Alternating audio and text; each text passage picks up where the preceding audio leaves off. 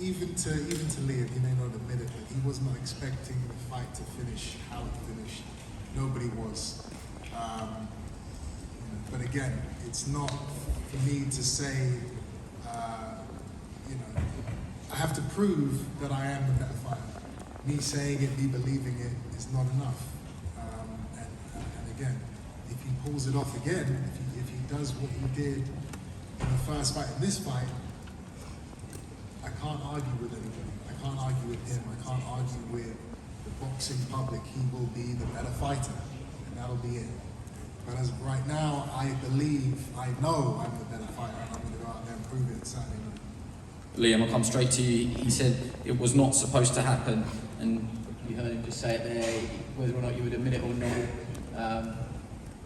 that he thinks it was a miracle. Which one was the miracle? That's the question. Which one's the miracle, Chris? What shot was the miracle? What shot was the miracle? The miracle was you walking away with a win over me. What shot was the miracle? Just answer the question. We're all listening, we're all talking. What shot was the miracle? I'll answer whatever questions I feel like answering. You shouldn't have won the fight. You answer whatever questions I'm suits you. going to rectify that in a few days' time. You answer what question suits you. Let me ask you, Liam, you heard what Chris had to say there about the changes, but a quote that I picked out, that he said the biggest difference between you and your opponent is that you're still able to retain information, still learn, still listen, that you believe that regardless of who's telling him, be it Roy Jones or on this occasion, Brian Beaumac McIntyre, that it doesn't stick. Yeah, 100%, and you know, Brian and the rest of the team over there will be prepared for the backlash again, because he'll blame you once he loses this time round. He's just gone round the houses, everybody, nutrition, becoming light. You blame everyone else, but Chris Eubank got it wrong. You made too many mistakes. You made the mistakes. Roy didn't make the mistakes. Beaumac's not going to make the mistake this time. You make the mistakes. Just take it on the chin yourself. You lost the fight because you got nailed. And the miracle was just how easy it was. I said, I touched you the fight, never even got going. I touched you, and what did you say, Chris? You've never been hurt. I hurt you. You've never been dropped. I dropped you. And you've never done that chicken dance. I made you do that as well. I've never said I've never done that. You did. Your word. Chicken dance was your word. You can't not be heard in the sport of boxing. I've been doing this my whole life. Chris, it got played over the episodes, mate. It was your voice, not mine. It got played over the episodes. You've never been down. You've never been hurt. I have never been down. But of course You haven't. How I done it to you? Of course I've been hurt. This is the boxing. And you've never done the chicken dance, and you've done that last time out too. Get hurt.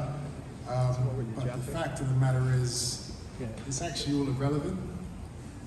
What was said, what was done, is not going to change anything now. You say this when you've got nothing to say, Chris, but we're here at a press conference with a bunch of public and a bunch of media who are asking these questions, I can talk we're just answering my friend. That's very well documented. But again, what was said, what was done previously, I'm not even focused on. I don't care.